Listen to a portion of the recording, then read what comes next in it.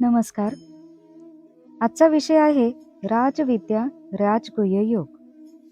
यामध्ये आपण पाहणार आहोत प्रभावासह ज्ञानाचा विषय, जगाच्या उत्पत्तीचा विषय, भगवंताचा तिरस्कार करणाऱ्या, आसुरी स्वभाव असणाऱ्यांची निंदा आणि दैवी स्वभाव असणाऱ्यांच्या भगवत भजनाचा प्रकार. हरिः ओम. ओम नमो भगवते वासुदेवाय. श्रीमद् भगवद्गीता अथ नवमोऽध्यायः. श्री भगवान उवाच. ओवी क्रमांक 1. इदं तु मे गुह्यतमं प्रवक्ष्याम्यनसूयवे ज्ञानविज्ञानसंहितं यज्ञात्वा मोक्षसे शुभात्. अर्थात श्री भगवान म्हणाले, दोष दृष्टीरहित अशा तुला भक्ताला हे अतिशय गोपनीय विज्ञानासहित ज्ञान पुन्हा नीटपणे सांगतो.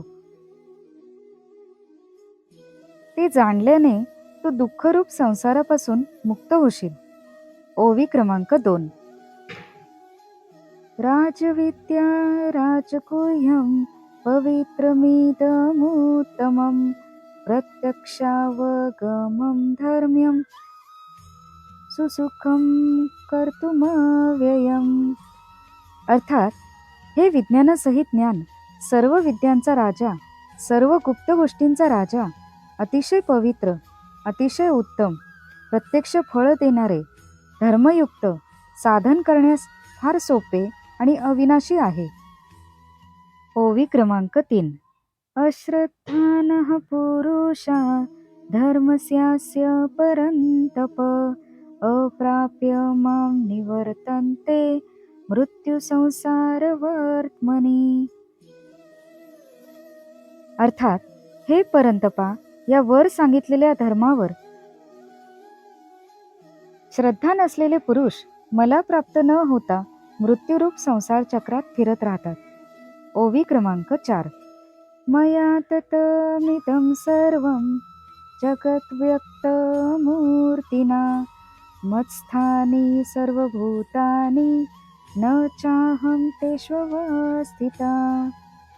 अर्थात जसे पाण्याने बर्फ परिपूर्ण भरलेले असते, तसे मी निराकार परमात्म्याने हे सर्व जग पूर्ण व्यापलेले आहे.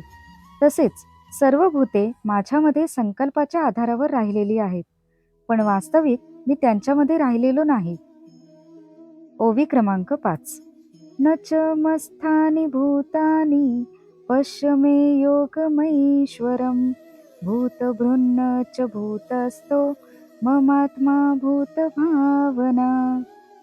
अर्थात ती सर्व भूते माझ्या ठिकाणी राहिलेली नाहीत, परंतु माझी ईश्वरी योगशक्ती पहा की भूतांना उत्पन्न करणारा आणि त्यांचे धारण पोषण करणारा असूनही माझा आत्मा वास्तविकपणे भूतांच्या ठिकाणी राहिलेला नाही.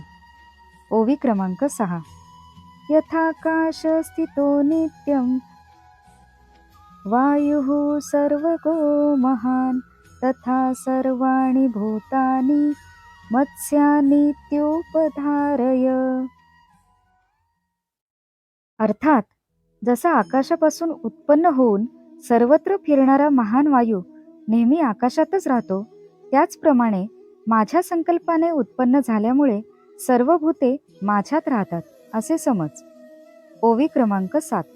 सर्वभूतानि कौन्तेय प्रकृतिं यान्ति मामिकां कल्पक्षये पुनस्तानि कल्पादौ विसृजाम्यहम्. अर्थात हे अर्जुना, कल्पाच्या शेवटी सर्व भूते माझ्या प्रकृतीत विलीन होतात आणि कल्पाच्या आरंभी त्यांना मी पुन्हा उत्पन्न करतो. ओवी क्रमांक 8.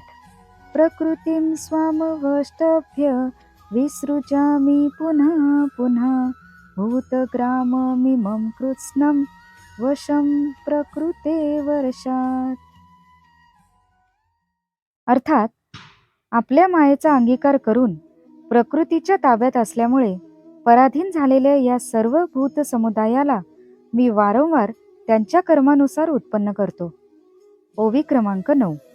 न च मातानि कर्माणि निबधन्ति धनंजय उदासीन वदासीन मसक्तं तेषु कर्मसु. अर्थात, हे अर्जुना, त्या कर्मात आसक्ती नसलेल्या व उदासीनाप्रमाणे असलेल्या मज परमात्म्याला ती कर्मे बंधनकारक होत नाहीत. ओवी क्रमांक 10.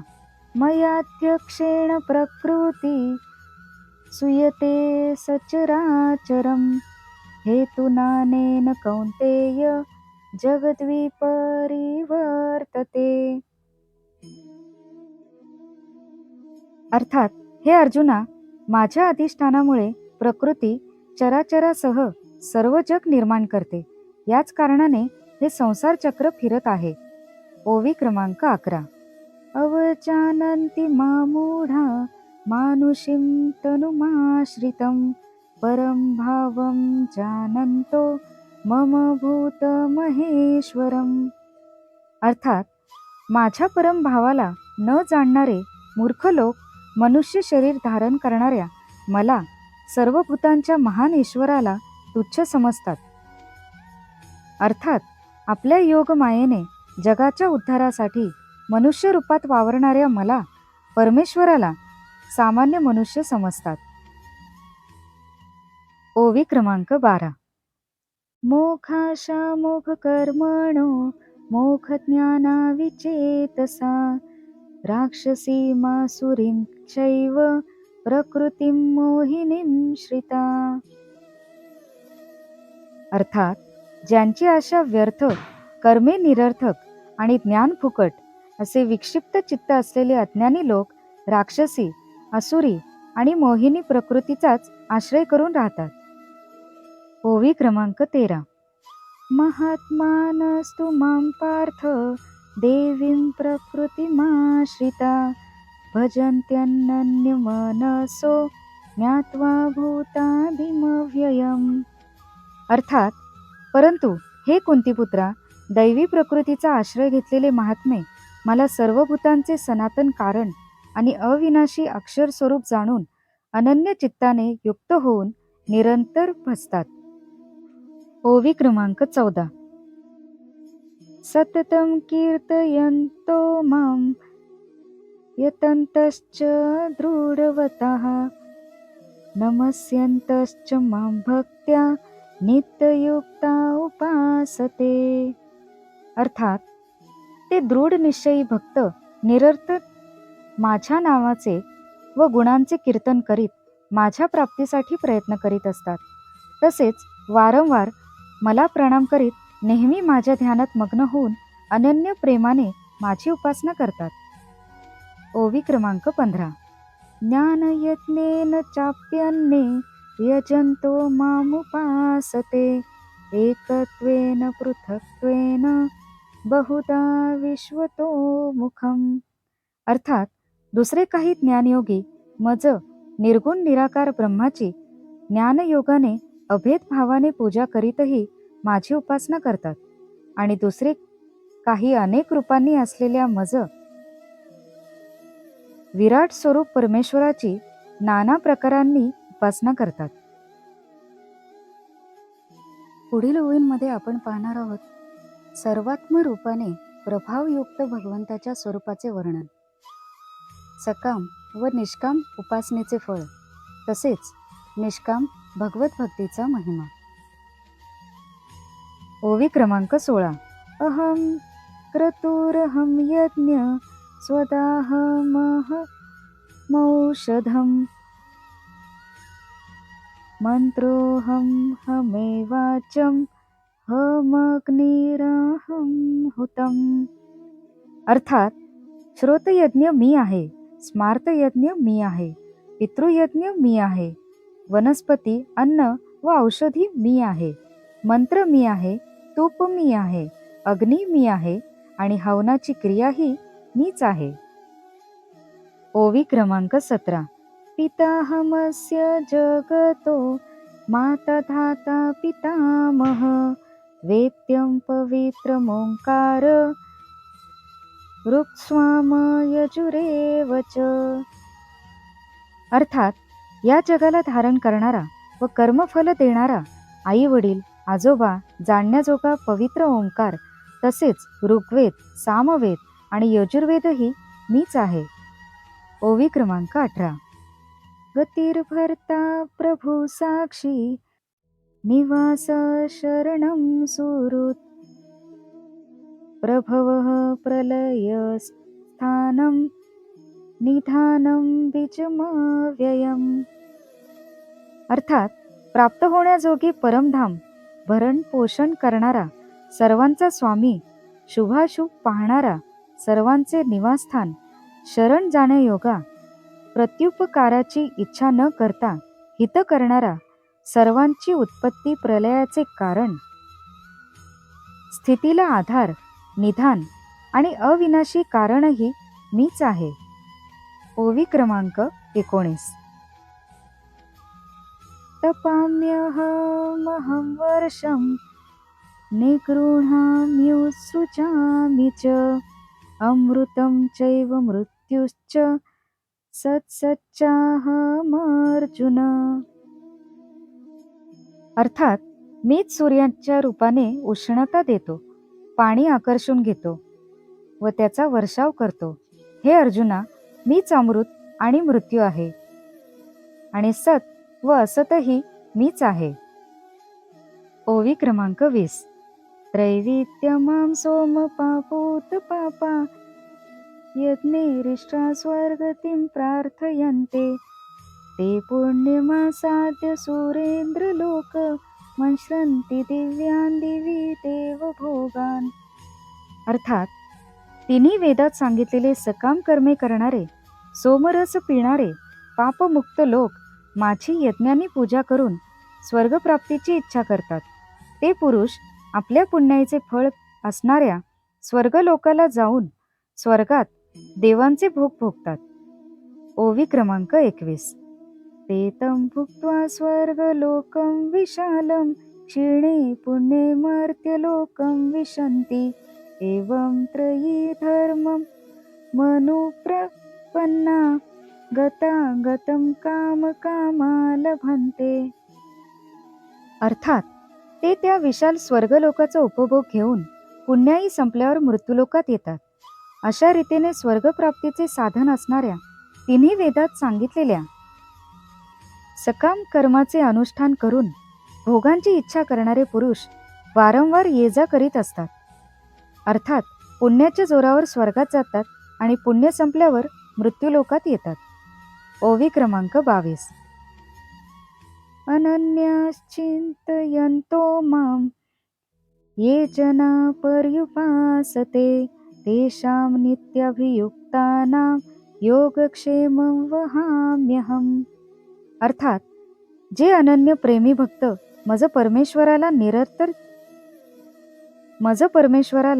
निरंतर चिंतन करीत निष्काम भावनेने भजतात, त्या नित्य माझे चिंतन करणाऱ्या माणसांचा योगक्षेम मी स्वतः त्यांना प्राप्त करून देतो. ओवी क्रमांक 23. ये पन्य देवता भक्ता, यजन्ते श्रद्धयान्विता, तेपि मामेव कौन्तेय, यजन्त्य विधिपूर्वकम्. अर्थात हे अर्जुना, जे सकाम भक्त श्रद्धेने दुसऱ्या देवांची पूजा करतात, तेही माझीच पूजा करतात, परंतु त्यांचे ते पूजन अज्ञानपूर्वक असते. ओवी क्रमांक 24.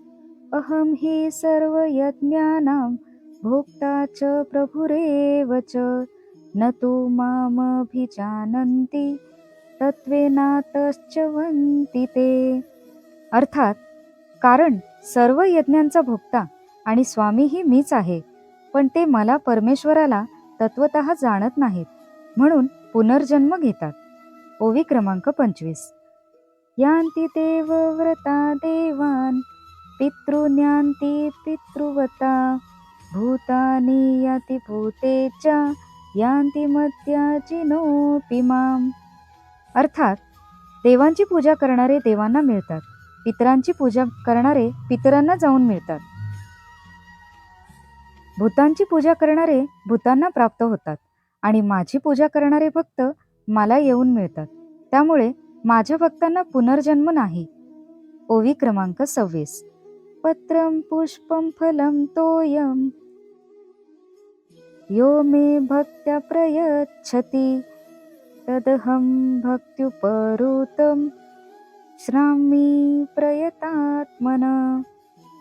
अर्थात जो कोणी भक्त मला प्रेमाने पान, फूल, फळ, पाणी इत्यादी अर्पण करतो, त्या शुद्ध बुद्धीच्या निष्काम प्रेमी भक्ताने प्रेमाने अर्पण केलेले ते पान, फूल इत्यादी मी सगुण रूपाने प्रगट होऊन मोठ्या प्रीतीने खातो. ओवी क्रमांक 27.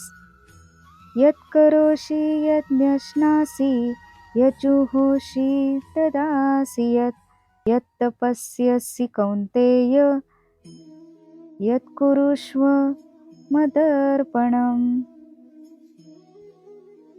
अर्थात हे अर्जुना, तू जे कर्म करतोस, जे खातोस, जे हवन करतोस, जे दान देतोस आणि जे तप करतोस, ते सर्व मला अर्पण कर. ओवी क्रमांक 28. शुभाशुभ फलैरेव मोक्षसे कर्म बंधने संन्यास योगयुक्तात्मा विमुक्तो मामुक्तेष्यसि. अर्थात अशा रीतीने ज्यामध्ये सर्व कर्मे मला भगवंताला अर्पण होतात, अशा संन्यास योगाने युक्त चित्त असलेला तू शुभाशुभ फलरूप कर्मबंधनापासून मुक्त होशील आणि मला येऊन मिळशील. ओवी क्रमांक 29. समोहम सर्वभूतेषु न मे देशोऽस्ति न प्रिय ये भजन्ति तु मां भक्त्या मयि ते तेषु चाप्यहम्. अर्थात मी सर्व प्राणीमात्रात समभावाने व्यापून राहिलो आहे. मला ना कोणी अप्रिय ना प्रिय, परंतु जे भक्त मला प्रेमाने भजतात ते माझ्यात राहतात आणि मीही त्यांच्यात प्रकट असतो. ओवी क्रमांक 30. अपि चेत्सु दुराचारो भजते मामनन्यभाक् साधुरेव समन्तव्य समव्यवसितो हि सा. अर्थात जर एखादा अत्यंत दुर्वर्तनी सुद्धा अनन्य भावाने माझा भक्त होऊन मला भजेल, तर तो सज्जनच समजावा, कारण तो यथार्थ निश्चयी असतो. अर्थात त्याने ईश्वर भजनासारखे दुसरे काहीही नाही असा पूर्ण निश्चय केलेला असतो. ओवी क्रमांक 31. क्षिप्रं भवति धर्मात्मा शश्वच्छान्ति निगच्छति कौन्तेय प्रतिजानीहि न मे भक्तः प्रणश्यति. अर्थात तो तत्काळ धर्मात्मा होतो आणि नेहमी टिकणाऱ्या परम शांतीला प्राप्त होतो. हे अर्जुना, तू हे पक्के सत्य लक्षात ठेव की माझा भक्त नाश पावत नाही. ओवी क्रमांक 32. मां हि पार्थ व्यपाश्रित्य येऽपि स्युः पापयोनः या श्रियो वेश्यास्तथा शूद्रा स्तेऽपि यान्ति परां गतिम्. अर्थात हे अर्जुना, स्त्रिया, वैश्य, शूद्र तसेच पापयोनी अर्थात चांडालादी कोणीही असो, ते सुद्धा मला शरण आले असता परमगतीलाच प्राप्त होतात. ओवी क्रमांक 33. किं पुन ब्राह्मणा पुण्या भक्ताराचर्षयस्तथा अनित्यं सुखं लोकम् इमं प्राप्य भजस्व माम्. अर्थात मग पुण्यशील ब्राह्मण तसेच राजर्षी भक्त लोक मला शरण येऊन परमगतीला प्राप्त होतात. हे काय सांगावयास पाहिजे? म्हणून तू सुखरहित व नाशवंत या मनुष्य शरीराला प्राप्त होऊन नेहमी माझेच भजन कर. ओवी क्रमांक 34. मन्मना भव मद्भक्तो मत्यजी मां नमस्कुरु मामे वेश्यसि युक्तैव मात्मानं मत्परायण. अर्थात माझ्यात मन ठेव, माझा भक्त हो, माझी पूजा कर, मला नमस्कार कर. अशा रीतीने आत्म्याला माझ्याशी जोडून मतपरायण होऊन तू मलाच प्राप्त होशील. ओम तस्सदिति श्रीमद्भगवद्गीता सुपनिषत्सु ब्रह्मविद्यायां योगशास्त्रे श्रीकृष्णार्जुन संवादे राजविद्या राजगुह्ययोगो नाम नवमोऽध्यायः।